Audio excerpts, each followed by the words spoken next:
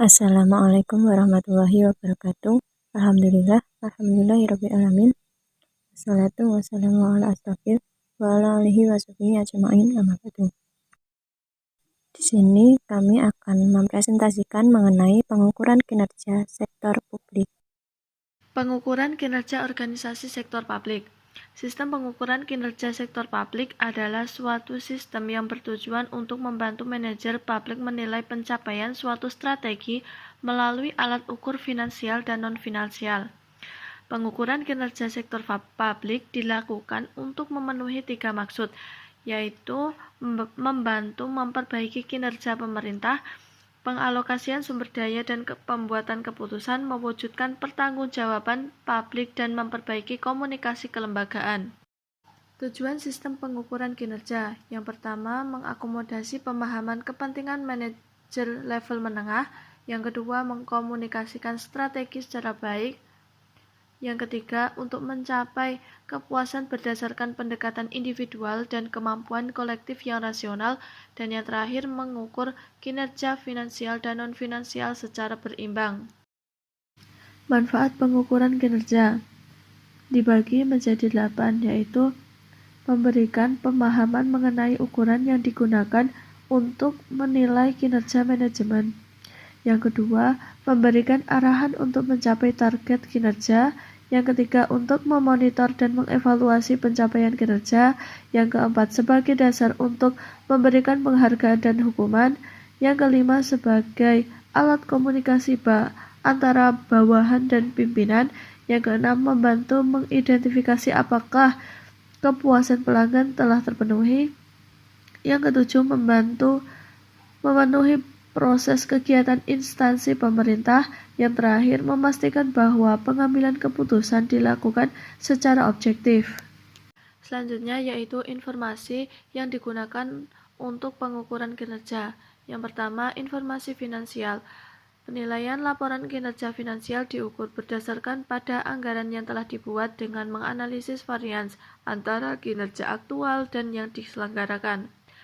Analisis varians berfokus pada varians pendapatan dan varians pengeluaran.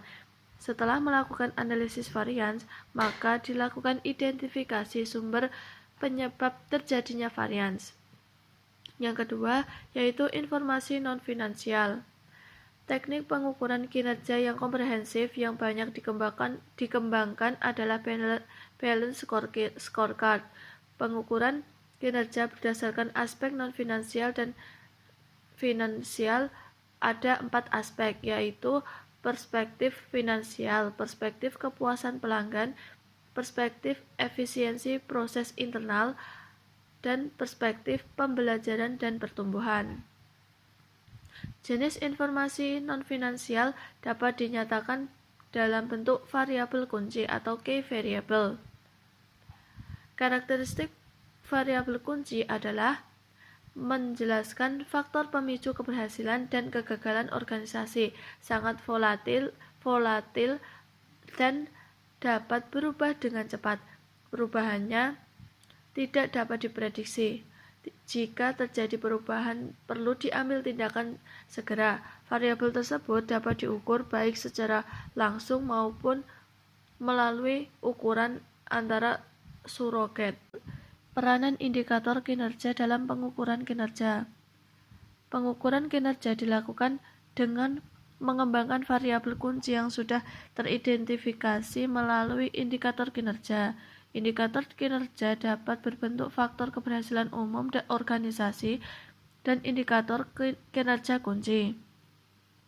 Penggunaan indikator kinerja sangat penting untuk mengetahui apakah suatu aktivitas atau program telah dilakukan secara efisien dan efektif.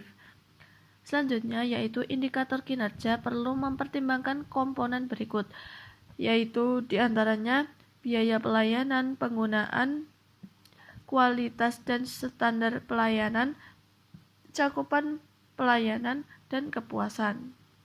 Indikator kinerja dan pengukuran value for money. Value for money merupakan istilah pengukuran kinerja pada organisasi pemerintah. Istilah ukuran kinerja pada dasarnya berbeda dengan istilah indikator kinerja. Mekanisme untuk menentukan indikator kinerja yaitu yang pertama, sistem perencanaan dan pengendalian, spesifikasi teknis dan standarisasi, kompetensi teknis dan profesionalisme, mekanisme ekonomi dan pasar, mekanisme sumber daya manusia. Peran indikator kinerja bagi pemerintah. Pertama, untuk membantu memperluas tujuan organisasi. Yang kedua, untuk mengevaluasi target akhir yang dihasilkan.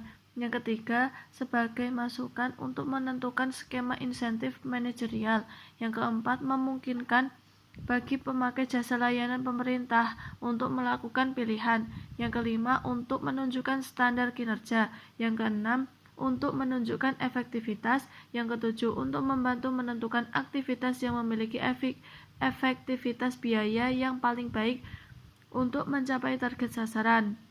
Yang terakhir yaitu untuk menentukan wilayah, bagian, atau proses yang masih potensial untuk melakukan penghematan biaya. Pengukuran value for money. Karakter pokok manajemen publik adalah ekonomi, efisiensi, efektivitas, transparansi, dan akuntansi publik. Tujuan yang dikehendaki oleh masyarakat mencakup pertanggungjawaban mengenai pelaksanaan value for money, yaitu ekonomis, hemat cermat dalam pengadaan dan pengalokasian sumber daya, efisien atau berdaya guna dalam penggunaan sumber daya dalam arti penggunaannya diminimalkan dan hasilnya dimaksimalkan, serta efektif atau berhasil guna dalam artian mencapai tujuan dan sarana. Pengembangan indikator value for money. Indikator value for money atau indikator alokasi biaya, ekonomi dan efisiensi, dan indikator kualitas pelayanan efektivitas. Indikator kinerja harus dapat dimanfaatkan oleh pihak internal maupun eksternal. Konsep value for money ada 3E, yaitu ekonomi, efisiensi, efektivitas. Langkah-langkah pengukuran value for money. Yang pertama yaitu pengukuran ekonomi. Hanya mempertimbangkan masukan yang dipergunakan. Ekonomi merupakan ukuran yang relatif. Yang kedua, pengukuran efisiensi.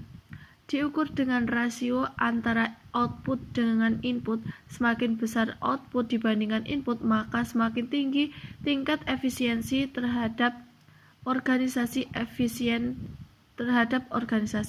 Efisiensi sama dengan output input. Yang ketiga yaitu pengukuran efektivitas. Efektivitas adalah suatu ukuran berhasil tidaknya suatu organisasi mencapai tujuannya. Apabila suatu organisasi berhasil mencapai tujuannya, maka organisasi tersebut dikatakan telah berjalan dengan efektif. Efektivitas tidak menyatakan tentang berapa besar biaya yang telah dikeluarkan untuk mencapai tujuan. Efektivitas juga hanya melihat apakah suatu kegiatan atau program telah mencapai tujuan yang telah ditetapkan. Yang terakhir yaitu pengukuran outcome. Outcome adalah suatu proses, suatu program atau kegiatan terhadap masyarakat. Outcome lebih tinggi nilainya daripada output. Pengukuran outcome memiliki dua peran, yaitu peran retrospektif dan peran prospektif. Adapun estimasi indikator kinerja dibagi menjadi 4, yaitu kinerja tahun lalu, expert judgment, trend, dan regresi. Sekian yang dapat kami presentasikan, kurang lebihnya kami mohon maaf. Wassalamualaikum warahmatullahi wabarakatuh.